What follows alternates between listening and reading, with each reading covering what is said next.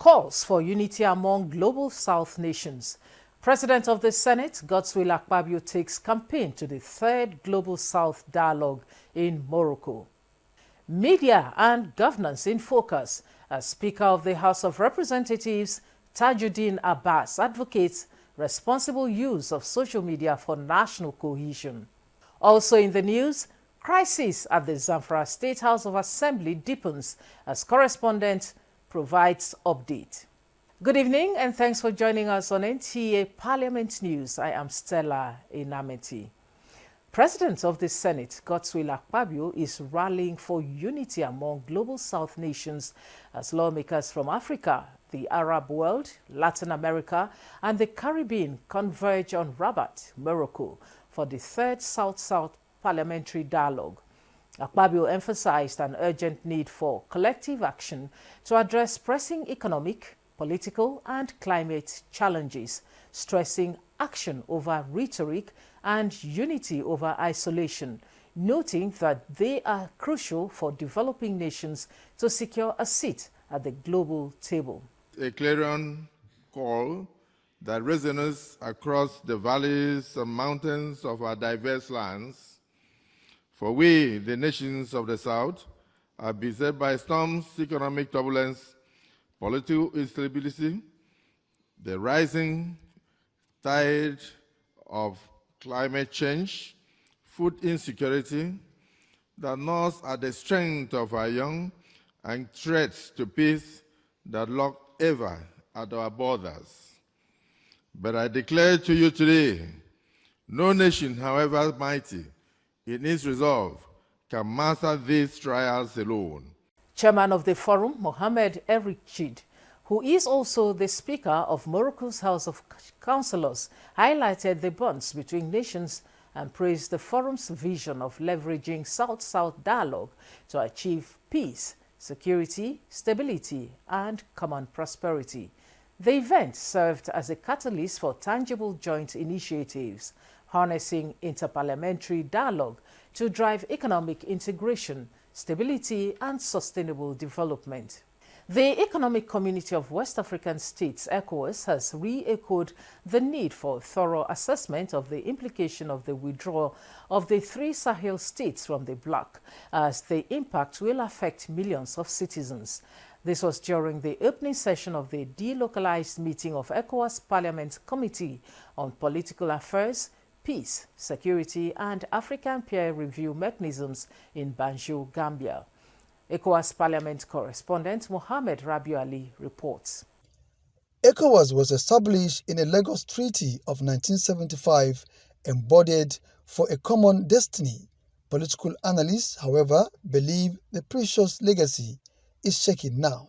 With the withdrawal of Mali, Burkina Faso, and Niger, the impact is multifaceted.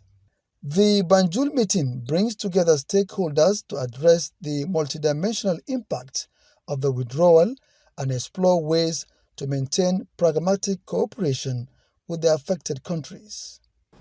It compels us to ask, why did the member states choose to leave? Have we listened enough to their concerns? Have we been able to adopt a model to their realities?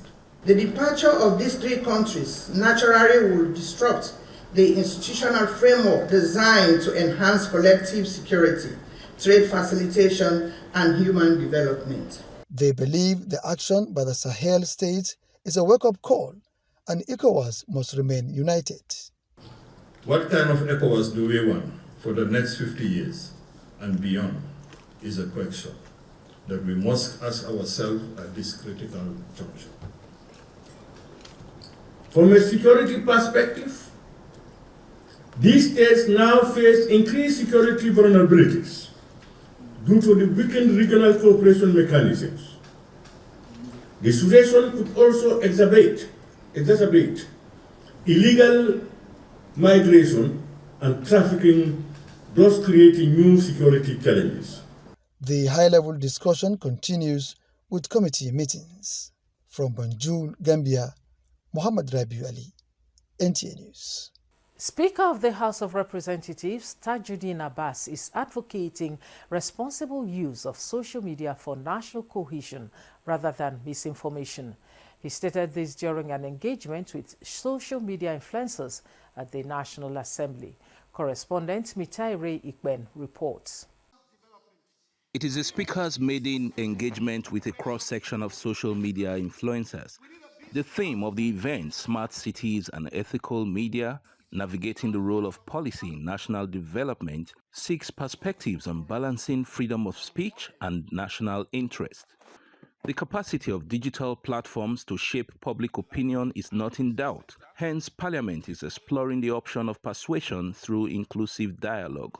We are not unmindful of the challenges posed by misinformation, digital security threats, and the misuse of online platforms. Nonetheless, our approach shall remain rooted in dialogue, education, and constructive engagement, rather than censorship or coercion. We should repeal the part of the criminal code that allows for criminal defamation and revise and update libel laws and procedures to make it easier to sue for libel and obtain relief. There were proposals for legislations that will produce smart cities for youth development. I'm recommending Digital Urban Planning Act, maintaining smart city blueprint. We want to hear that, oh, you helped us to build sporting facilities and fields where the champions of tomorrow start to grow. I'm hoping that we'll begin to see policies becoming actions and new ideas are being factored into new policies for a better and a smart Nigeria. If you're going to be doing anything with the media, you have to be responsible with it. Such citizen engagement is part of the resolve of the 10th House of Representatives to deepen public participation in governance. From the National Assembly, Mitaire Ikben, NTA News.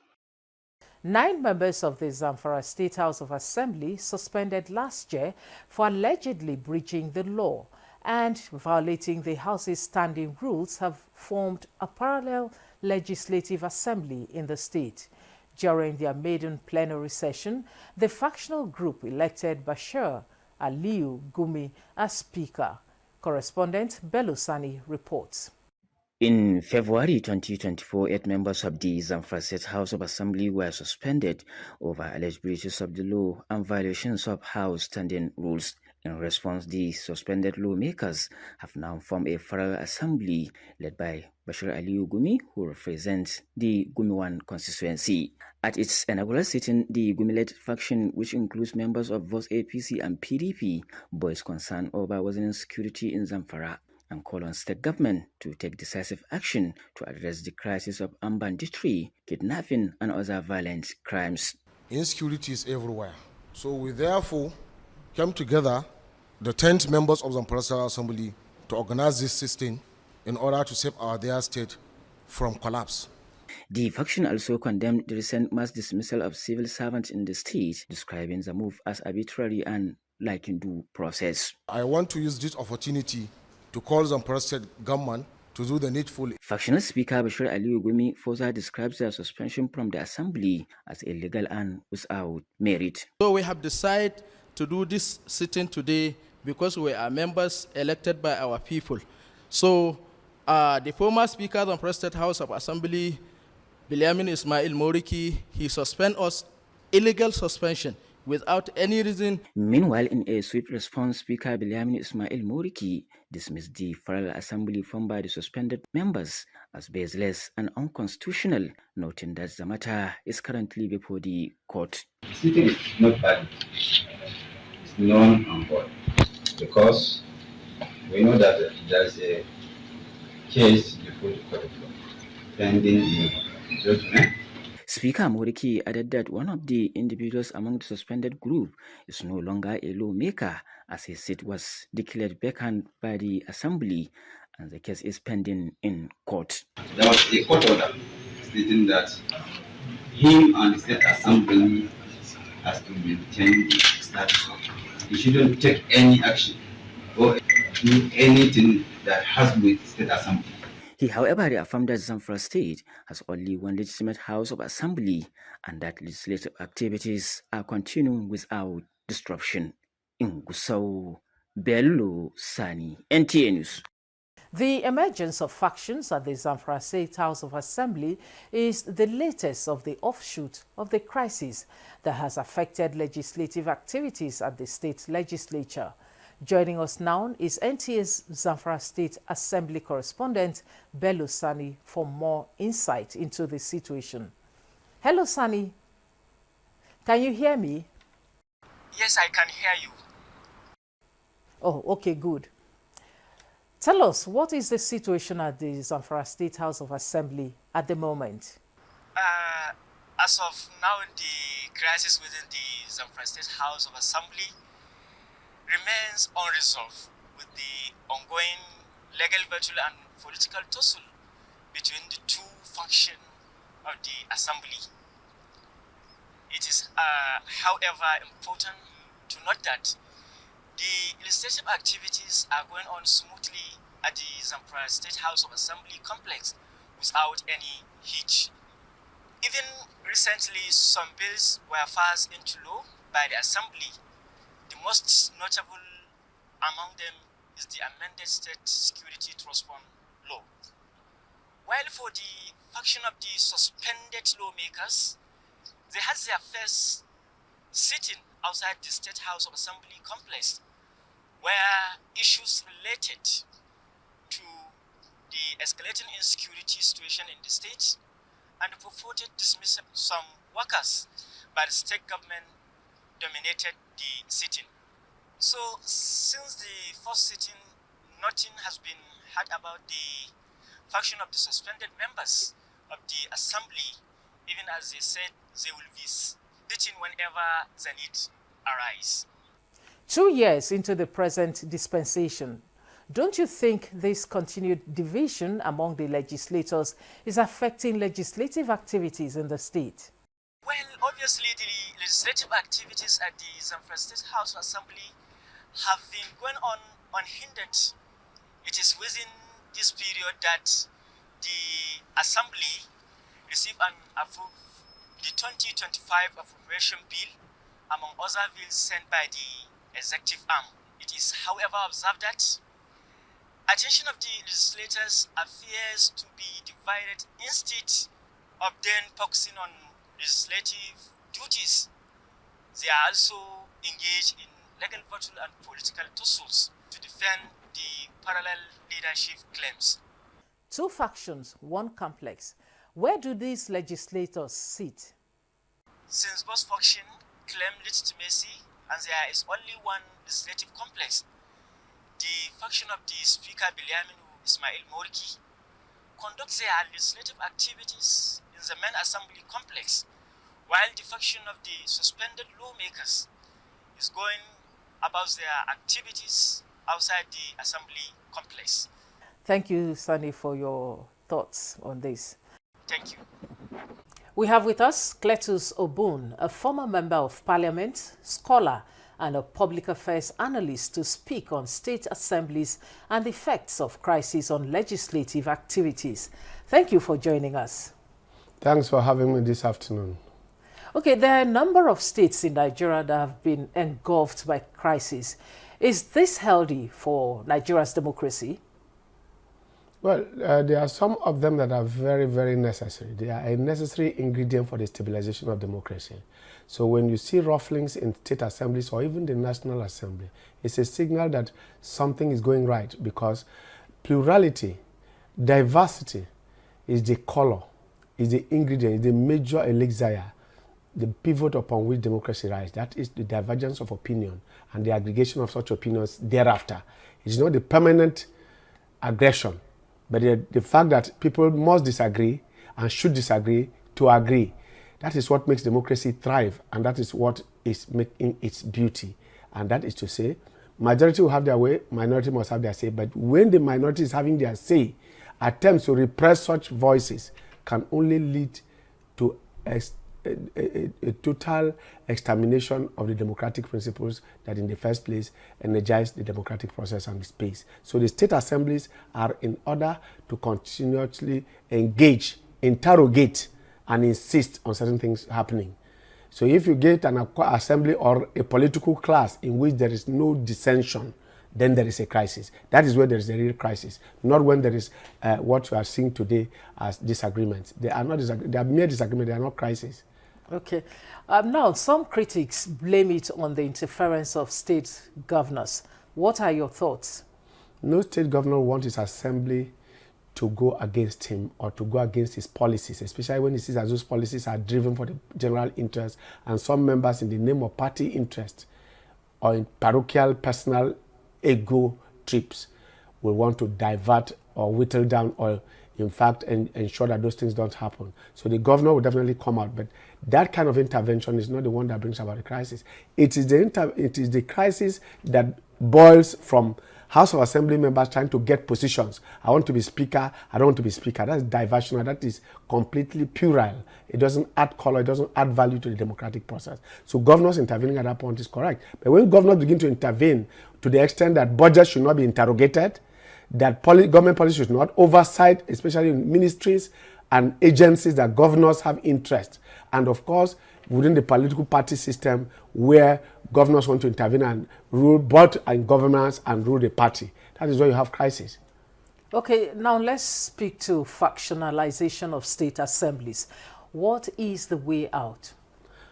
We are busy and gradually stabilizing as a nation after 25 years of uninterrupted democracy. You should be conscious of the fact that the assemblies are a new arm of government. The arms of government, the executive and the judiciary, have been in existence. Democracy, under democracy, the parliament is a new introduction. So both the judiciary and the executive, and indeed the populace, which ought to benefit from parliament, is the one that is finding it difficult to cope with a new entrant. So they look like an irritant.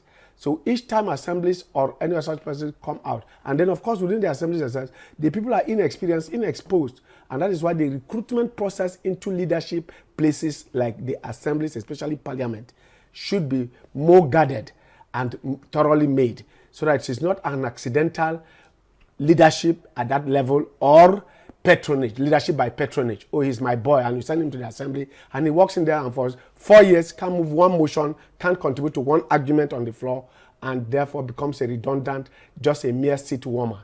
When you have that kind of situation, you are going to have nothing coming out progressively. But the more active a parliament is, what you are calling factionalization is about, when they start disagreeing about who should be the speaker, who should be majority leader, who should be chairman of that committee or this committee, that is completely out of the purview of the public, and it doesn't add to the constituents that elected you into office. So for me, and about the issue of state assemblies, it is for us to guide ourselves that those who should go there should not just be ordinary people who are going there to get a niche and get allowances, but people who are going to add value such that the governor and other arms of government are going to add value to the democratic process. Cletus Obun, thank you for your time and thoughts. This is NTA Parliament News. We'll take a break. The news continues shortly. Are you looking for a short channel to make your business, goods and services go viral? Look no further, as NTA Parliament is your short channel. Take advantage of our wider reach and advertise your products and services on NTA Parliament DSTV channel 370, GoTV channel 126, StarTimes channel 306, and Free TV channel 706. For more inquiries, contact the marketing department, NTA Parliament, NTA Headquarters Area 11 Garki Abuja, or call these numbers 080-383-40464 or 080-770-78055. NTA Parliament, strengthening Nigeria's democracy. Welcome back and thanks for staying with us. The Borno State House of Assembly has passed a vote of confidence on President Bola Ahmed Tinubu, Vice President Kashim Shettima, Governor Babagana Umara Zulum, the military and other security agencies for their efforts in restoring normalcy to the state. Assembly correspondent Kaigama Mustafa Shehu reports that the resolution followed a motion moved by a member representing Mate constituency, Mohammed Gambomi Mate, regarding the resurgence of Boko Haram and ISWAP terrorist activities in some parts of the state. Speaker of the House Abdul Karim Lawan stressed the urgent need to address the renewed wave of terrorist attacks, while commending the state and the federal governments for their continued counter-insurgency effort in the northeast. He called for the deployment of additional security personnel and equipment to affected areas, particularly Guzamala and Abadam local government areas, which require urgent intervention. Call on the executive to initiate a comprehensive review of our security framework and allocate adequate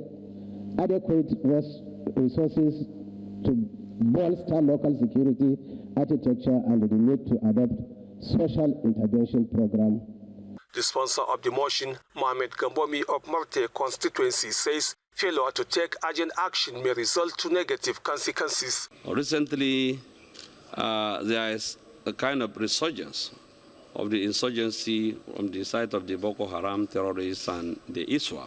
So that's why we are calling on the federal government with our 10-point resolutions that the federal government and the state government should come to the aid of the Borno state to secure each and every location in the state so that normalcy, final and total normalcy will return to the state. Among these 10 resolutions that are passed by this assembly, roads network is very, very key in reviving the economic activities in Borno State, especially in the Lake Chad region. Members of the House emphasized the need for swift and coordinated action by the state and federal government to safeguard lives and properties. They, however, commended the effort of conventional and volunteer security forces in combating insurgents and the need for continued prayers for peace. This comprehensive motion, as presented to this honorable House, is pouring out of the urgent needs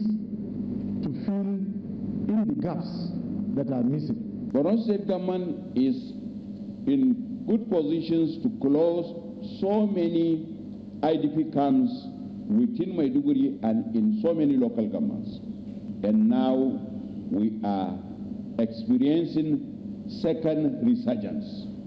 The senatorial catchment area of Borno State, in the north alone, about 5 local government has been on the alarming rate. Guzamala local government, Abadam local government are the only 2 local governments in Borno State that has not been recaptured. As a representative of people, we cannot fold our arms watching people dying every day. The means of livelihood completely is no more there. Because as we speak, we are just trying to be resilient to give hope to those that brought us here. The House also passed resolution for the implementation of social intervention programs aimed at addressing youth unemployment and social inequality, as well as intensifying security operations. In Maiduguri, Kaigama Mustafa, NTA News. The House of Representatives is to review existing laws to guarantee workplace safety and reduce occupational hazards. This was made known at a conference to mark the 2025 World Day for Safety, observed every 28th of April. National Assembly correspondent Mitaire Ikpen reports. Country statistics on workplace hazards are elusive. However, the International Labour Organization estimates that about 2.3 million workers lose their lives annually from workplace injuries globally, especially in the construction sector. This legislative dialogue, put together by the House Committee on Safety Standards and Regulations, brings together policymakers to identify the gaps in safety regulations and enforcement in the country.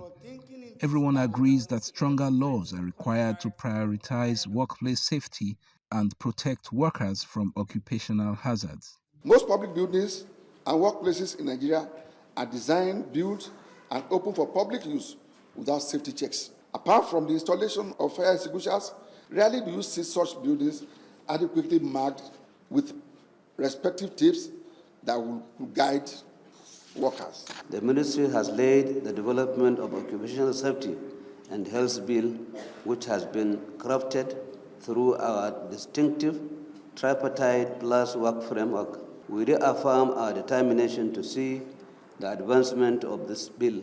We must all take ownership of safety in our own spaces, from the smallest corner shop to the largest industrial complex. Safety is not a secondary issue. It is a constitutional responsibility. It is a human right. It is the foundation of national resilience and progress. Without guiding the safety of this place, all the security put in place can go down in a minute. We need to be safety conscious. When we are talking of safety, whatever that is needed to be put in place should be put in place. Experts also recommend domestication of safety standards and regulations adopted from other climes in a bid to institutionalize safety practices in the country. From the National Assembly, Mitaire Ikben, NTA News. Nasarawa State government is prioritizing a sustainable solution for farmer-herder crisis through dialogue for enhanced food security in the state. Commissioner for Agriculture and Natural Resources, Omar Tanko Tuga, stated this when the ministry appeared before the Assembly for budget appraisal and assessment of the first quarter of the year 2025. Adams Abdul Kader reports. At the review of the 2025 budget for first quarter of the ministry, Commissioner for Agriculture and Natural Resources, Omar Tanko Tuga, suggested many ways to achieve food security in the state, including stakeholder discussion to address the impending farmer-herder crisis ahead of the rainy season. Collaboration, synergy, orientation, mobilization between these practitioners, the herders and the farmers, for them to understand that they all operate on land and they are partners in almost everything.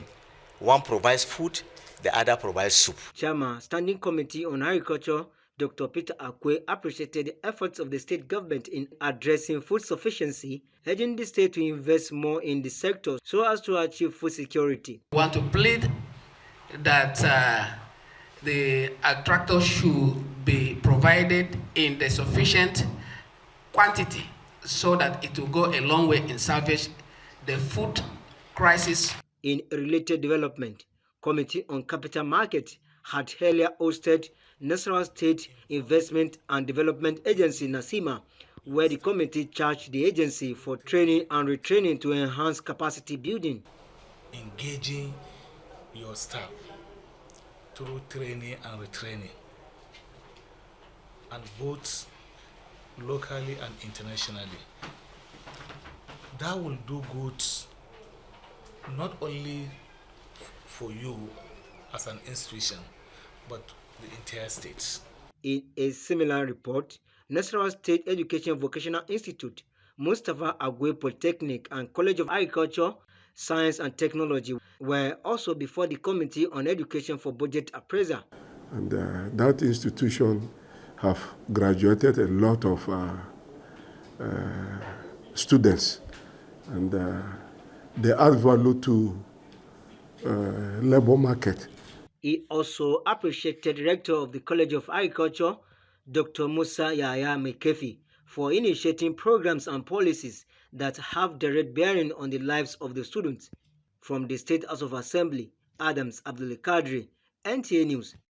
And that's our package this evening. You can follow us for news updates on our social media handles showing on your screen. Thanks for watching and do have a great evening.